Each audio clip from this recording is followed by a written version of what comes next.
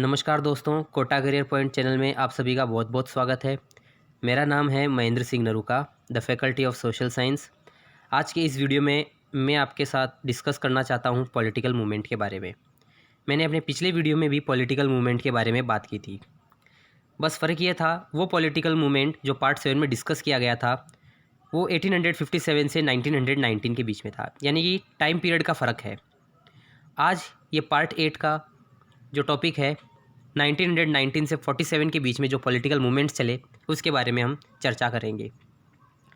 इस वीडियो को देखने के बाद आप mainly Rowlatt act, Jallianwala Bagh massacre, Khilafat movement, non cooperation movement, civil disobedience movement, Simon commission, इन टॉपिक्स को अच्छे से समझ पाओगे।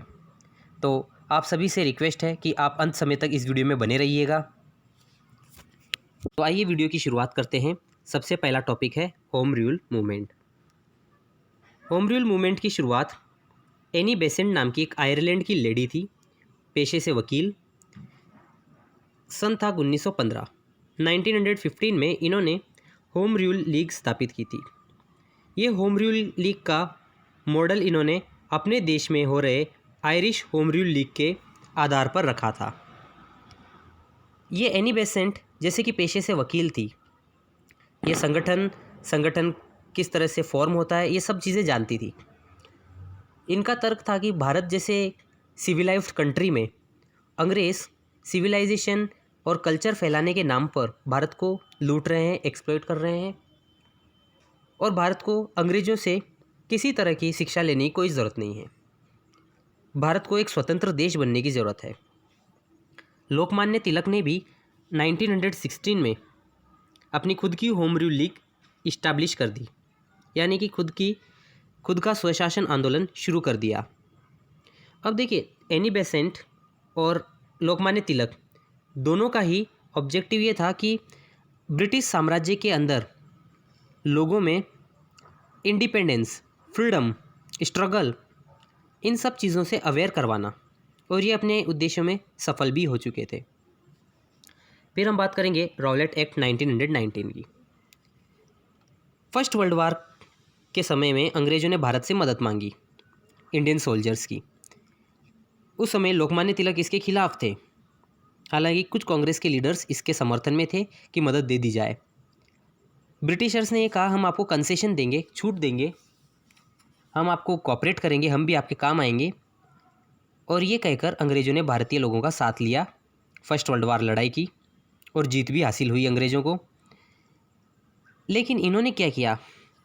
The government introduced strict and exploitative measures against the Indian. भारतीयों को ज़्यादा से ज़्यादा सुविधाएं दी जाएगी, इस बहाने मदद ले ली। लेकिन युद्ध की समाप्ति के बाद में, आफ्टर द वार एंडेड, उन्होंने जो सुधार किए थे वो सेटिस्फैक्ट्री नहीं थी, बल्कि इसके विपरीत इन्होंने आर्थिक शोषण किया, इकोनॉमिक एक्सप्लॉयटेशन किया, प्रेस के ऊपर कठोर नियम लगा दिए, स्ट्रिक्ट मेजर्स लिए भारतीयों के खिलाफ। अब इससे भारतीय जनता जो है अंग्रेज़ों के विरोध में आ गई, अंग्रेज़ों का विरोध करने लग गई। अब सरकार ने ये देखा कि वापस 1857 जैसी स्थिति न हो जाए, तो गवर्नमेंट डर गई। सरकार को किसी न किसी कॉन्स्पिरेसी का डर था, षड्यंत्र का डर था, और उन्होंने 1917 में सिडनी रॉवलेट के अंडर एक कमेटी बनाई, एक कमीशन फॉर्म किया, और उस कमीशन ने अपना प्रपोज़ल पेश किया 1919 में, और वो प्रपोज़ल मान लिया गया। कमेटी ने एक प्रपोज़ल ये दिया कि क्यों ना हम ऐसे एक्ट बनाएं जिसका नाम था रॉवलेट एक्ट। उसके अंदर किसी भी व्यक्ति को केवल शक के आधार पर गिरफ्तार किया जा सकता था। So under the Rowlatt act of 1919, any person can be arrested on the doubt basis and he will have no appellate rights. Without trial he could be arrested and detain in jail for many years. इन सब चीज़ों के चलते भारी विरोध होना तय था। देखिए, इसकी प्रोसेसिंग इस तरह से रही थी कि 1917 में सिडनी रॉवलेट की अध्यक्षता में एक कमेटी गठित की, और उसने 19 मार्च 1919 को पास करा दिया एक लॉ और इस एक्ट के अंदर कोई भी व्यक्ति जस्ट डाउट के आधार पर, only on the basis of doubt, गिरफ्तार कर सकते हैं। उसे न कोई अपील, न दलील, न वकील रखने का अधिकार, कुछ नहीं। तो ये तो एक खुली तरह से अंग्रेज़ों का अत्याचार और बढ़ गया। This act was called black law, इसे काला कानून कहा गया। रॉलेट एक्ट ख़त्म होने के बाद में जलियांवाला बाग मैसेकर 1919, मैसेकर शब्द का मतलब होता है हत्याकांड, डेट है 13 अप्रैल 1919। अमृतसर के जलियांवाला बाग के अंदर कुछ 20,000 लोग एकत्रित हुए थे, जिसमें स्त्री, पुरुष, बच्चे सभी थे। Children, man, women, everyone took participate in this. ये रॉलेट एक्ट के विरोध में हुए थे। अच्छा, कुछ लोग जो है केवल मेला देखने के लिए आए थे, उन्हें पता भी नहीं था कि वास्तव में यहाँ कोई विरोध हो रहा है क्या। तो ये 20,000 में से सारे के सारे प्रोटेस्टर्स नहीं थे। कुछ ऐसे लोग भी थे जो अपने कॉमन काम के लिए आए थे, जैसे खरीदारी करने, एंटरटेनमेंट पर्पस के लिए। लेकिन अंग्रेज़ों को शक आया कि इसमें भारतीय लोग हमारा कुछ कर सकते हैं। So General Dyer ordered firing on the people to his soldiers. General Dyer ने उसमें प्रवेश किया और गोली चलाने का आदेश दिया, और गोलियां तब तक चलती रही जब तक कार्ट्रिजेस यानी गोलियां उसमें से ख़त्म नहीं हो जाती। काफ़ी लोग मरे। Statistics claimed that some 379 people died. 379 लोग मारे गए फायरिंग में। लेकिन कांग्रेस कमेटी ने माना कि इसके अंदर 1000 से थोड़े से ज़्यादा लोगों की संख्या में लोग मारे गए थे। आप यहाँ पर एक तस्वीर देख सकते हो जलियांवाला बाग मैसाकर की। सैनिक गोलियां चला रहे हैं लोगों के ऊपर, अंधाधुंध तरीके से गोलियां चलाई जा रही है और लोग मरते जा रहे हैं। गेट बंद कर दिए गए थे इस बाग के, और इसके बाद में काफ़ी ज़्यादा हत्याएं हो रही थी। कुछ लोग कुएं में भी कूद पड़े अपनी जान बचाने के लिए। नेक्स्ट स्लाइड में हम बात करें हैं खिलाफत मूवमेंट ऑफ 1919। अब क्या है खिलाफत मूवमेंट? देखिए, अरब देशों में खलीफा नाम का एक पावरफुल हेड होता है, स्पिरिचुअल गुरु होता है, जो लोगों को धर्म अधर्म के बारे में बताता है। समय के साथ साथ ये खलीफा इतना पावरफुल हुआ कि ये वहाँ की पॉलिटिक्स पे राज करने लगा, एक राजा के तौर पर। शुरू में स्पिरिचुअल गुरु था, स्पिरिचुअल हेड था, लेकिन उसके बाद ये पॉलिटिकल हेड बन गया। इसकी मदद से सरकारें बनती बिगड़ती, ये एक सबसे बड़ा खिलाड़ी हो गया और राजा इसके हाथ की कठपुतली हो गया। तो इस तरह से खलीफा के खिलाफ एक मूवमेंट हुआ, खलीफा के समर्थन में, और दूसरी ओर खलीफा के खिलाफ, अंग्रेज़ खलीफा के खिलाफ थे, जबकि मुस्लिम वर्ल्ड के लोग खलीफा के समर्थन में थे। नॉन कॉपरेशन मूवमेंट एंड खिलाफत movement took place together in 1920 and 1921। Non cooperation movement और खिलाफत मूवमेंट 1920-1921 में लगभग साथ ही हुए थे। खिलाफत आंदोलन या खिलाफत मूवमेंट इंडियन मुस्लिम्स के द्वारा चलाया गया मूवमेंट था। तुर्की के खलीफा के सम्मान में भारतीय मुस्लिम्स ने चलाया था। भारतीय मुसलमान चाहते थे कि तुर्की के अंदर खलीफा का राज रहे, क्योंकि खलीफा को हम भी मानते हैं। तुर्की का खलीफा मुस्लिम जगत का धार्मिक रूप से प्रमुख था, यानी स्पिरिचुअल हेड था, जैसा मैंने आपको पहले बताया। और इसलिए 19 अक्टूबर 1919 को खिलाफत डे मनाया जाता है, खिलाफत दिवस मनाया गया, ऑब्ज़र्व किया गया। गांधी जी भी इस मूवमेंट में शामिल हुए। गांधी जी ये सोचकर शामिल हुए कि इससे मैं अपने लिए नॉन कॉपरेशन मूवमेंट के लिए भारतीय मुसलमानों को इकट्ठा कर सकूं, क्योंकि वो जानते थे मुसलमान और हिंदू जब तक इकट्ठा नहीं होंगे तब तक हम एक वाइड स्प्रेड मूवमेंट नहीं क्रिएट कर सकते। इसलिए सबसे पहले खलीफा के समर्थन में हमें उतरना होगा, और उसके बाद में वे लोग हमारे समर्थन में उतरेंगे। तो गांधी जी की ये सोच थी इसके पीछे। लेकिन खिलाफत मूवमेंट को अंग्रेज़ों ने जल्द ही 10 अगस्त 1920 को ख़त्म कर दिया विद ट्रीटी ऑफ सेवरेज। यानी कि इस आंदोलन की समाप्ति 10 अगस्त 1920 को सेब्र की संधि के साथ ख़त्म कर दिया गया। अब ये सेब्र की संधि क्या है? देखिए, तुर्की हार चुका था युद्ध और उसके बाद आंदोलन हो रहा था खलीफा को लेकर। अंग्रेज़ों ने तुर्की को डिवाइड कर दिया, तुर्की के 2 हिस्से कर दिए। जिस हिस्से में खलीफा सबसे ज़्यादा पावरफुल था उस हिस्से को इन्होंने डेमोक्रेटिक नेशन बना दिया। यानी अब वहाँ पर लोगों के द्वारा चुनी हुई सरकार होगी और ये एक सेक्युलर फॉर्मेट पर काम करेगी। और उसके साथ ही खलीफा की पोस्ट को हमेशा के लिए एंड कर दिया गया। खलीफा, द पोस्ट ऑफ खलीफा वॉज एंडेड फॉर एवर। तो इस तरह से खिलाफत मूवमेंट क्लोज हो जाता है विदाउट एनी रिजल्ट। इसके बाद नेक्स्ट हम बात करेंगे नॉन कोऑपरेशन मूवमेंट के बारे में। नॉन कोऑपरेशन मूवमेंट या असहयोग आंदोलन जिसे कह सकते हो आप। 1920 में कांग्रेस ने एक रेजोल्यूशन पास किया। कांग्रेस ने एक रेजोल्यूशन पास किया कि हम कोऑपरेट नहीं करेंगे। गांधी जी ऐसा मानते थे कि अंग्रेज़ भारत में आए क्यों? क्योंकि इनका किसी न किसी ने कोऑपरेट किया है। जहांगीर ने कोऑपरेट किया, बहादुर शाह ने कोऑपरेट किया, कोई ना कोई राजा, कोई ना कोई व्यापारी, कोई ना कोई ज़मींदार अंग्रेज़ों के साथ कोऑपरेट करता ही रहा है। इसीलिए इन्होंने इतने बड़े स्तर तक देश की राजनीति को अपने हाथ में ले लिया। तो अब हम इनको कोऑपरेट करना ही बंद कर देंगे, इनको सहयोग ही नहीं करेंगे तो इनकी सरकार अपने आप गिर जाएगी, ऐसा इनका मानना था। अब देखिए, गांधी जी सबसे ज़्यादा पीड़ित किस चीज़ से हुए? Gandhi ji became sad by Rowlatt act, by Jallianwala Bagh massacre, इसके बाद डिवीजन ऑफ तुर्की और द पोस्ट ऑफ खलीफा वॉज एंडेड। इन 4-5 कारणों से गांधी जी काफ़ी ज़्यादा दुखी हो गए और इसलिए इन्होंने नॉन कोऑपरेशन मूवमेंट पास कराया कांग्रेस सेशन में। अब एक नॉन कोऑपरेशन मूवमेंट के अंडर क्या स्कीम थी? इसके अंतर्गत सरकारी उपाधियों को छोड़ने, यानी कि जो गवर्नमेंट टाइटल्स हैं वो छोड़ दीजिए आप। विधानसभाओं, न्यायालयों, इनको छोड़ दीजिए, इनका बहिष्कार करें। यानी कि जो अदालतों में वकील हैं, भारतीय वकील, वो अदालतें छोड़ दें। विधानसभाओं में जो भारतीय मेंबर्स हैं वो विधानसभा छोड़ दें।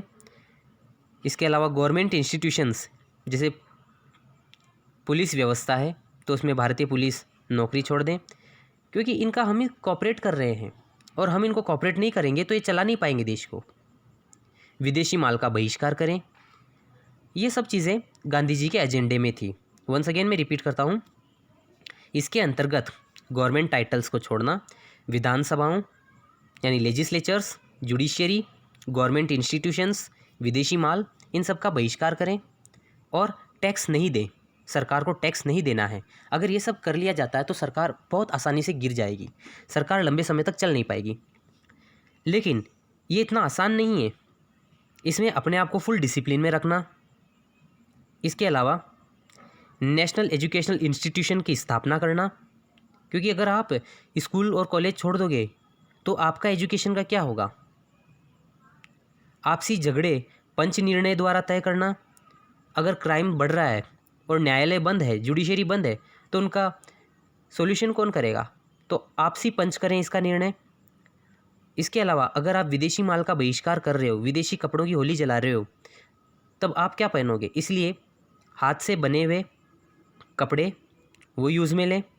ये गांधी जी की स्कीम्स थी, गांधी जी का ये फॉर्मेट था। इस फॉर्मेट को कहा गया नॉन कोऑपरेशन मूवमेंट। मतलब अपने देश के अनुसार अपने आप को फुल डिसिप्लिन में रखो और ज़्यादा से ज़्यादा चीज़ें अपनी ही बनाओ, अपनी ही यूज़ में लो। अंग्रेज़ों की चीज़ों का, अंग्रेज़ों की संस्थाओं का बहिष्कार किया जाए। ये इनका ऑब्जेक्टिव्स, एजेंडा और फॉर्मेट था।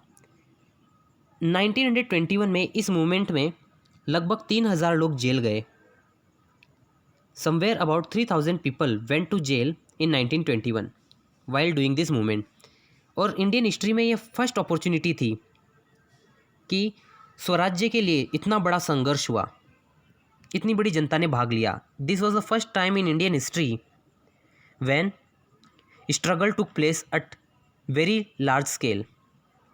लेकिन इस आंदोलन में एक बड़ा टर्निंग पॉइंट तब आया जब 5 फरवरी 1922 को उत्तर प्रदेश के गोरखपुर के चौरी चौरा इंसिडेंट में यह आंदोलन हिंसक हो गया।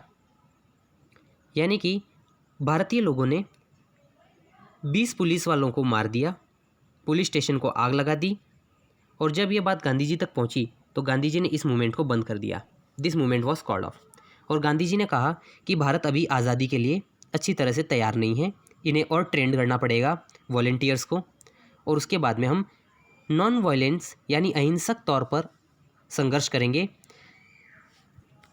तो देखिए, इस चीज़ से सुभाष चंद्र बोस काफ़ी ज़्यादा दुखी हुए।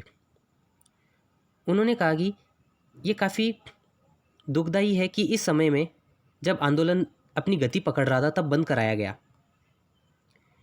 फिर मोतीलाल नेहरू और चित्तरंजन दास, इन लोगों ने कांग्रेस के अंतर्गत स्वराज पार्टी का गठन किया। Motilal Nehru and Chittaranjan Das under Congress formed Swaraj party. और उस पार्टी के अंदर इन्होंने क्या किया कि पॉलिटिक्स में पार्ट लिया, विधान परिषदों में भाग लेकर सरकार के कार्यों में रुकावट डालने का काम किया। नेक्स्ट हम बात करेंगे साइमन कमीशन के बारे में। साइमन कमीशन 1919 में गवर्नमेंट ऑफ इंडिया एक्ट बनाया गया था। यानी कि भारत को चलाने के लिए तरह तरह के एक्ट्स पास किए गए थे। उनमें से एक था गवर्नमेंट ऑफ इंडिया एक्ट, और ये अंग्रेज़ी बनाते थे। तो इसको इवेल्युएट करने के लिए और भारतीय सरकार के अंदर भारत के लोगों के लिए कुछ सहूलियत देने के लिए सर जॉन साइमन के अंडर एक कमेटी बिठाई गई थी 1927 में। इस कमेटी के अंदर 7 मेंबर्स थे, लेकिन इंडियंस एक भी नहीं था। All were the British, none of them were Indians. 3 फरवरी 1928 को इस कमीशन ने अपने प्रपोजल के साथ, अपने प्रस्तावों के साथ ये मुंबई पधारी। तो जब ये मुंबई आते हैं तो इस कमीशन का ज़बरदस्त विरोध होता है। आप राइट साइड में देख सकते हो साइमन गो बैक लिखा हुआ है। यानी कि इसका भारी विरोध हुआ, हर जगह विरोध हुआ। ये विरोध की तस्वीर लाहौर की है। लाहौर में इसका विरोध लाला लाजपत राय के लीडरशिप में किया गया। It means in Lahore this commission was opposed by Lala Lajpat Rai. विरोध कर रहे लोगों पर पुलिस ने अंधाधुंध लाठियों की बारिश कर दी। Police did lathicharge recklessly against the protesters of India. और इस लाठीचार्ज में ही लाला लाजपत राय के सिर में चोट लगी, माफ़ कीजिए उनके सीने में चोट आई, और महीने भर बाद में उनकी डेथ हो चुकी थी। He died due to injury caused in his chest. 1930 में इस कमीशन ने अपनी एक रिपोर्ट बनाई, और इस रिपोर्ट के अंदर कहीं पर भी इंडिपेंडेंट या कॉलोनियल फ्रीडम की बात नहीं कही गई थी। बात की गई थी तो सिर्फ अपने स्वार्थों की, क्योंकि इसके अंदर 7 मेंबर्स सभी के सभी ब्रिटिश थे, इसलिए इंडिया की इंडिपेंडेंस की बात रखने वाला कोई व्यक्ति था ही नहीं। मान लीजिए अगर उन 7 में से 2 मेंबर्स ही भारतीय होते तो वो ज़रूर ये बात कहते कि भारतीयों को स्वतंत्रता चाहिए, भारतीयों को ये कॉन्स्टिट्यूशन में भारतीय से ज़्यादा सिविल सर्विस में लोग भेजे जाएंगे। लेकिन सभी के सभी ब्रिटिशर्स थे, इसीलिए इस कमीशन का बहिष्कार किया गया था। आगे की स्लाइड में हम बात करेंगे सिविल डिसओबीडियंस मूवमेंट।